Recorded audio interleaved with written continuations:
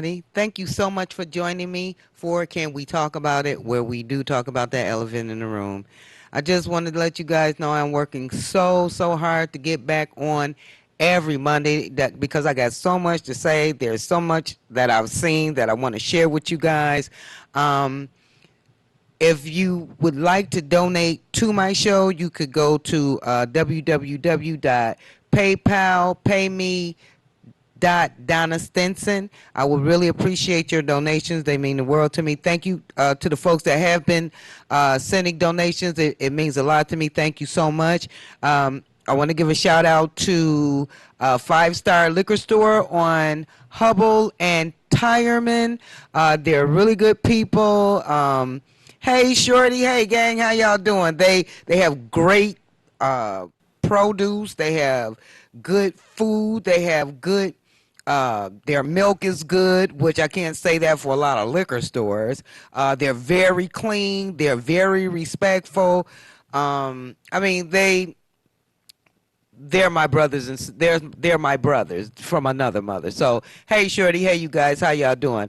On the flip side of that, when we talked last month, I was asking you guys not to go to Players Liquor Store. Like I said, they were really good when I first start going there. Now all the old people are gone and they have new people there. They're very disrespectful. From what I heard, there's a lot there. Well, not a lot, but there are some young black women over in that area that really doesn't have a lot of money, because I've been going around asking people not to go there, and they've been actually been telling me horror stories about what these people are doing. I didn't even really know these people was that nasty and downright disrespectful to our people, but they're turning tricks in the back of the store with these young women who really can't feed their kids or maybe not have enough income to last them throughout the month. Shame on you, Players Liquor Store. They're located on Schaefer, right on the corner of Schaefer and Chicago. There's a Comerica Bank right across the street from them. They also have another store called State Liquor Store on Puritan, right before you get to Schaefer.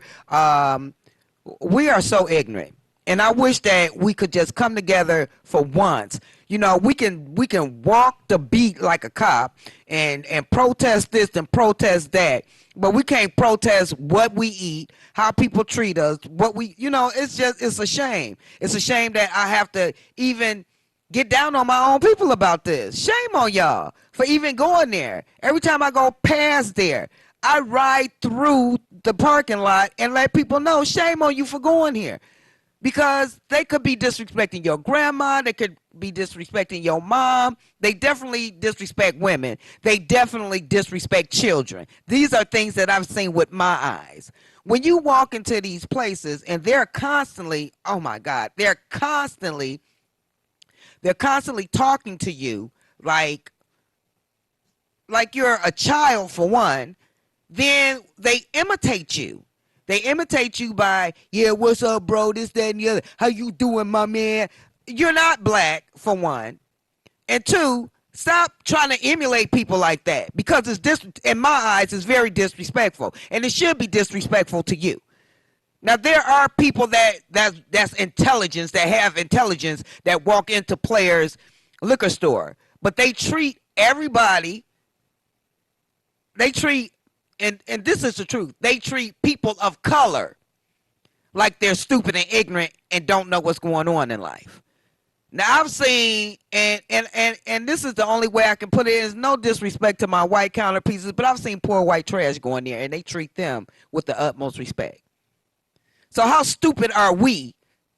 No, I ain't gonna say me, because I don't go in there. And if it don't apply to you, don't worry about it. How stupid are you to continue to go into this place and continue to let them take advantage of you?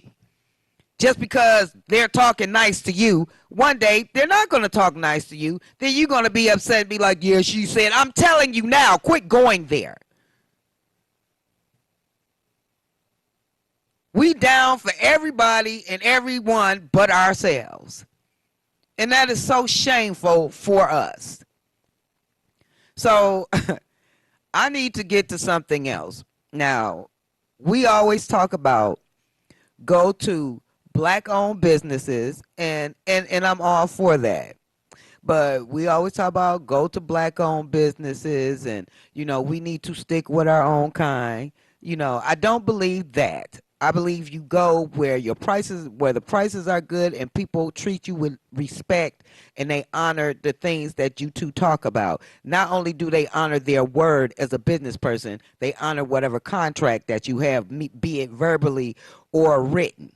So now I want to talk about this brother who did my porch. I told you maybe about almost 2 years ago, I had my porch recarpeted.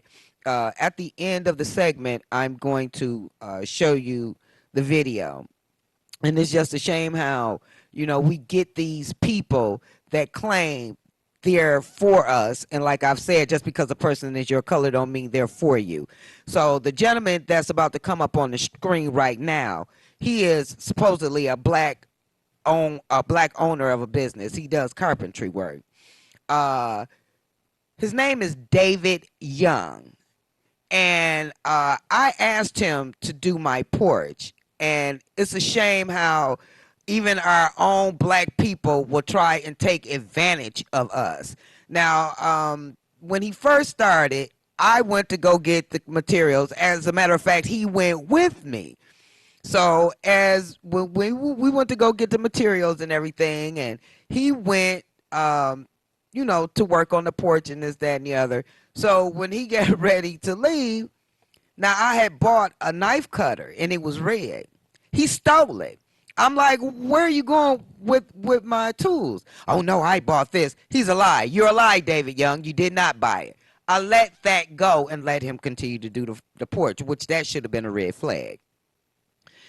Okay, we had a set amount of money, but what it was going to do the porch. So, I'm like, okay, cool, forget it. If he's that petty, I'll let him keep the little knife, whatever. So, at the end of him doing what he was doing and everything, he went to carry the rest of the porch material that I bought to his truck. And I'm like, what are you doing with my materials? You can take that out from under your arms. So at this point, I'm very upset with him. So he goes to give me the bill, and it's $60 more than what we had discussed. And I'm like, that's not what we had discussed. Oh yeah, yes it was. That's what we discussed. This is what we discussed. You're a lie, David Young. That is not what we discussed. So I let that go, and I paid the extra $60. So now we're gonna fast forward. It's been, I'll say, almost not even 2 years yet. Now the way he did this porch carpet is, when you lay it, it's supposed to be all laid at once. And there's a cuff that's up under the porch in the front of the house. It's not all the way cuffed up under there, for one. Two, when he cut it wrong, and then he put a little patch right there. When he did the steps, he didn't do the sides, which that's what we agreed on. And that's what I mean about certain black business owners. If you don't have a written contract, because I didn't, it was verbal. So, I just wanted to just be done with this guy. But now he has bits and pieces, like right on the corners of the porch. The glue is not holding, so I guess he didn't put enough glue on it. It's just falling off. The little pieces are falling off right in front of the house where the porch shows. That long little strip that he put on there, which it shouldn't have been on, should have been the whole long sheet on there. That then fell off. So I personal messaged him, and I'm like, David, these little pieces that you put on are falling off the porch.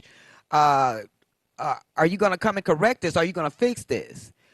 And well, before I go there, let me tell you, we have another property. So he was under the impression that I was talking about the other property. And after I talked to my husband, I found out that he thought I was talking about another property. So I instantly wrote him back and apologized and was like, "No, I'm talking about our home." So he's taking his time about getting back in touch with me and this, that, and the other. So I write him back like, are you gonna come and check this out, fix this, correct this, whatever you're gonna do? This was his remarks to me. I'm on a bigger project, and if I can, I'll drive by and look at it. Are these really the people we want working, on our property? We pay good money to keep our property up, and we think that just because we hook up with somebody that's our color, that is all good, and that they're gonna do the best that they supposed to do for us, and that's just not so. And the reason I'm talking about this guy and singling him out is because he's a bad black business owner. He do not want to amend his corrections. He do not want to rectify this wrong that he's done. And I feel that he wouldn't go out to the suburbs and treat white folks like he treat people in the inner city. Shame on you, David Young. Shame on you. So like I said, I'm going to show you the video because I just feel like that's just a terrible shame. But this guy right here, David Young, if you live in the inner city, even if you're black and may live in the suburbs, don't let this guy do no work for you because he may just botch it up because I have to find somebody else right now to try to either I might have, just because of those strips, I might have to get the whole porch redone. And I just think that is just so wrong. Okay, this is Donna Stinson. So it's been like a little over a year since this guy put this carpet on my porch.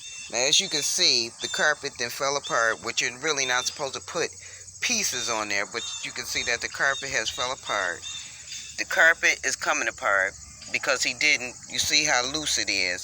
So he didn't put enough glue on here, so he just did a real shabby job. As I said before, he was supposed to did the sides. He did not do the sides. As you can see, the carpet is coming apart. He's not supposed to have little pieces like this over here. Now, I've called him, and actually, I messaged him, and I tried to call him, but he didn't answer his phone. So, after a year, this is what my porch is looking like. So, the things he did is just coming apart. As you can see, he put a tiny little piece of carpet there. Now, you're not supposed to put pieces on this carpet, but that's what he did. So now the little pieces are coming loose. So over here, as you can see, this is already done. He cut it wrong, for one. He put a tiny little piece right there, and it came off. As you can see, the carpet is loose. The carpet is coming loose. I can actually pull this carpet up. I'm not supposed to be able to do that. I don't really want to pull it up because I don't want to mess it up. As you can see on the side, this carpet is coming up. Now, this guy's name is David Young, and he was supposed to have, he did this not even 2 years ago. A little over a year, as a matter of fact. And I'm just sick and tired of, people keep telling me, you need to support the black business owners. Okay, but the black business owners, when they come over here into Detroit or deal with people in Detroit, they treat them like slum people, like they're some type of slum lord. Now, this ain't even supposed to be like this. He's just very shabby. Not only that, he tried to take the material that I bought. He tried to take the rest of the material with him, and I ended up stopping him. So, not only did he do a shabby job, he actually tried to steal material that I bought. So, this guy's name is David Young. Do not, please, do not. If you hear his name or see his face, run. Do not walk. Run. Because this is terrible. How now I may have to get somebody to come and have it redone, or at least patch it up. But the thing is, this is terrible, and it really should never have happened. And even if it did happen this way, he should have been man enough to come back and correct his wrongs, and he didn't. So do not deal with this guy. He is a mess. That is so wrong. I should not have to go behind somebody who claimed that they're reputable and have to pay again. I'm just not understanding why we do this to each other. It all ties in with these stores. I'm not understanding why we allow black folks to take advantage of us. And then when Pakistanians, Chinese, even Africans, um, the white sector, when they take advantage of us, it's okay. And we'll continue to deal with them. I mean, we have to have some form of retardation going on. Lord help me. We have to have some type of retardation going on within our own race to have a thought process like that. I just don't get it. So, on that note, David Young, you are a bum. And it's just a shame the way you played me like I'm just nothing. If you were a man of your word, if you were a reputable man, you would have came back and rectified your wrong. So like I said, I you're gonna see, because there's no need in me putting up what he did when he first started. If you do want to see it, you can go to Lady Stinson at Stinson63 and look for it in my videos.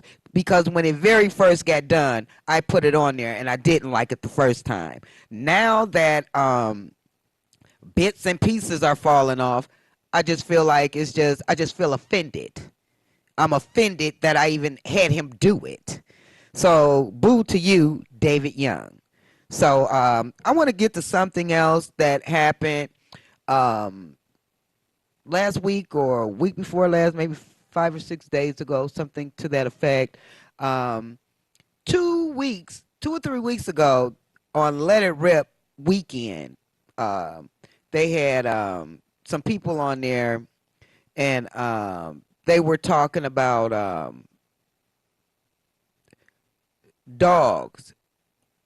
Mainly, they were talking about the pit bulls and the owners and how they should be fined when their dogs get out, and they're putting pit bulls like in a category all by themselves and saying they should be put down and put to sleep and this, that, and the other.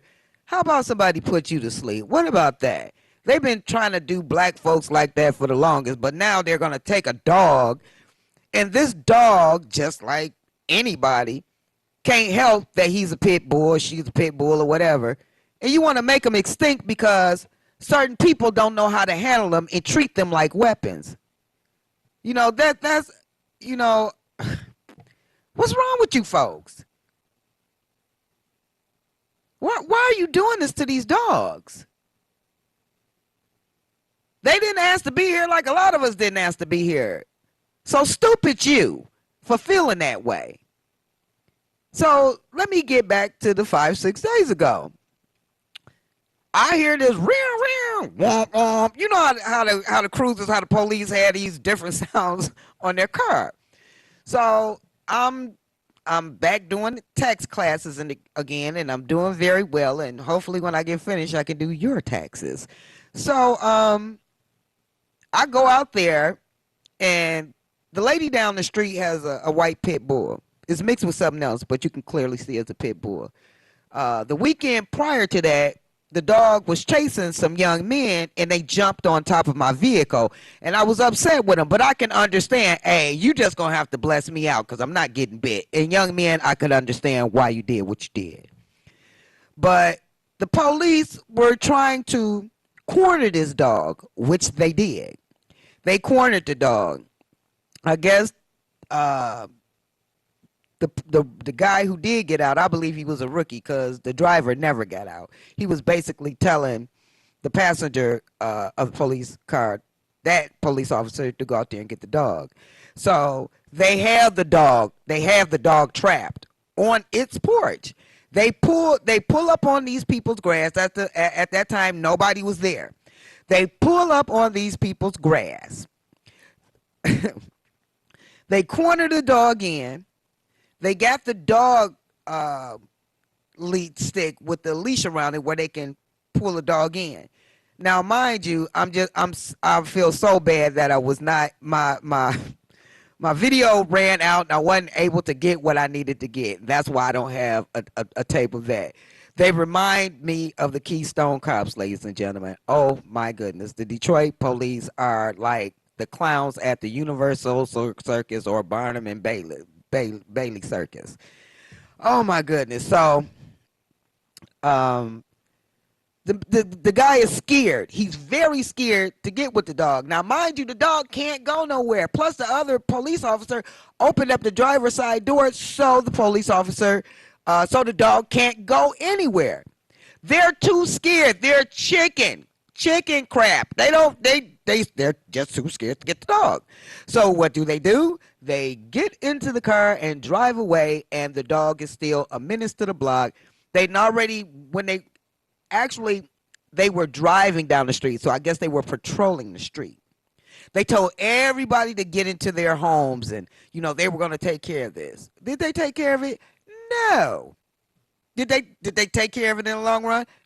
No, because the lady still has her dog. She put the dog in the house, but I was told that she still lets the dog out and put the dog, on a leash. I mean, like a cord, like a linen, where you put your linen out in the back, where you put your linen.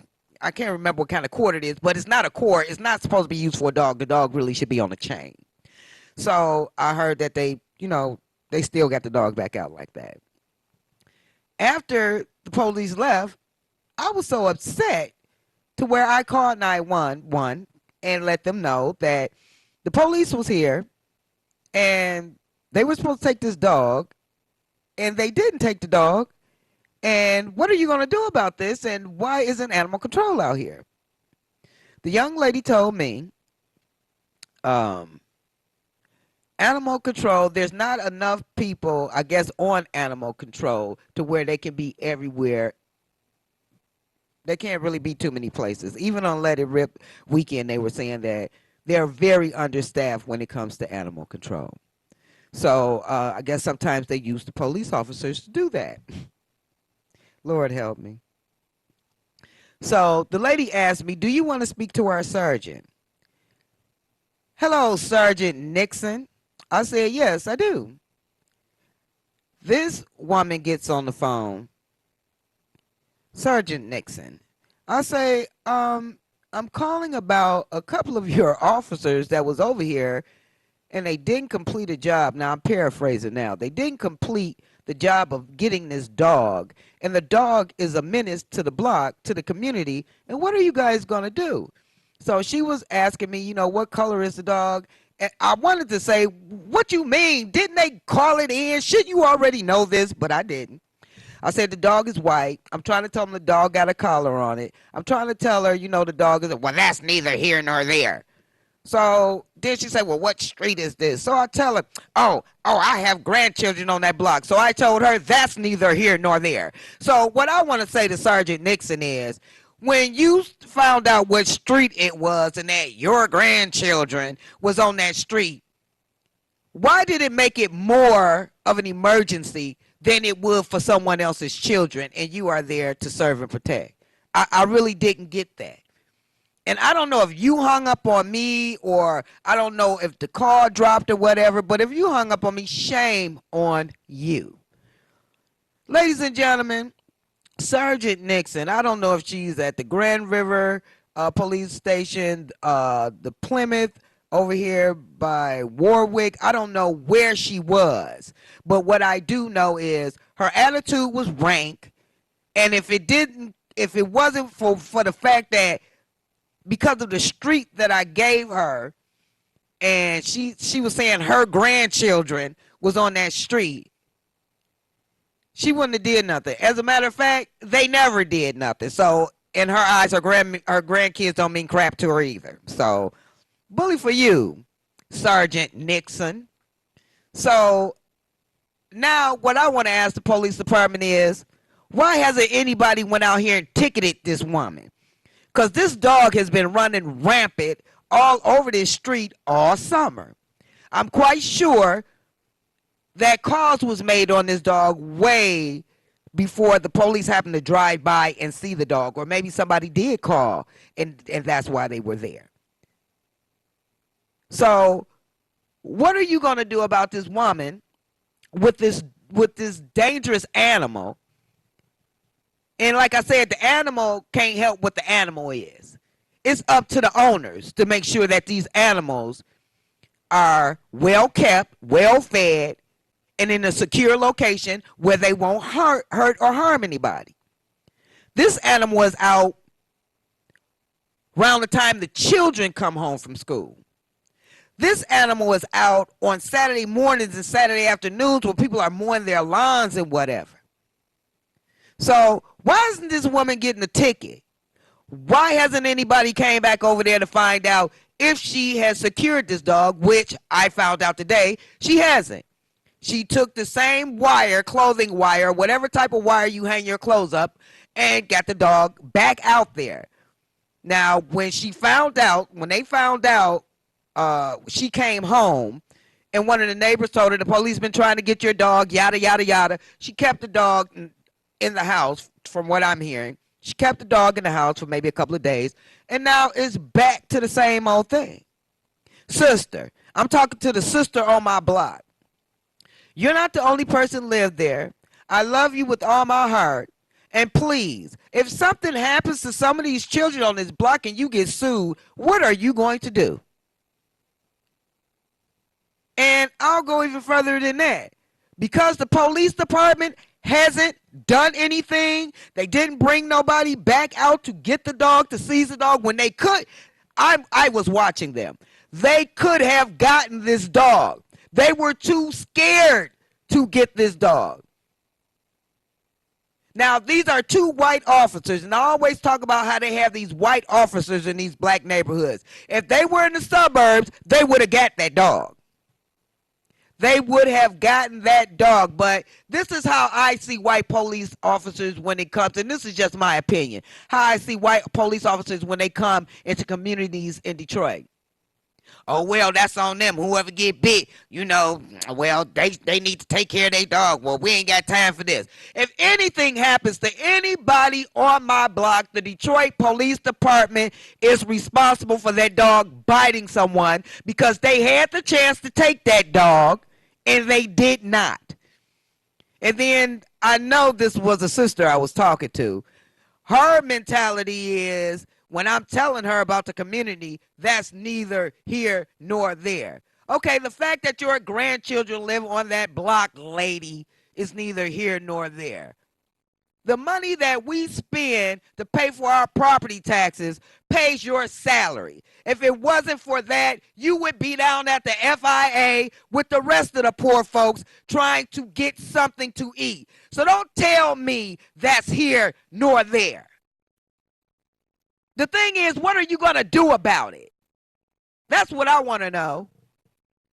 And that's why I call the police department a bunch of Keystone cops, a bunch of clowns getting out of some type of car, out of the Universal Circus or Barnum and Bailey Circus or whatever you want to call it. The only time they really come out is when you call them and tell them something going on. And then sometimes they still don't come then. Then sometimes they don't come for 2 or 3 hours. Now, if taxpayers are paying for you to come and see about them, why aren't you doing it? If you see something wrong, I'm talking to these white officers. If you don't like your job, then find another job, because your job is to protect and serve the people of Detroit. If you have a problem with somebody's skin color, you should not be working in the midst of them, sir, madam. If you want to be a kiss butt, if you want to take what little power that you have and abuse it because you feel like you're the one, Sergeant Nixon, find someplace else to go, because you are in a job that I'm quite sure is very intense. People need you, and you pick and choose the places you want to go and the people you want to help. Shame on you.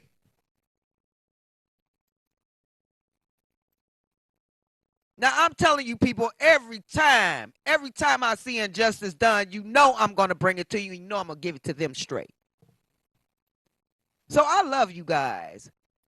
Please do not hesitate to please send me donations so I can get back on more days, so I can tell you more things, so I can have more people on here, so I can start with my giveaways because it's you that make me who I am and not me myself. I thank the Lord that I have this podium. So until next time, stay strong and be strong.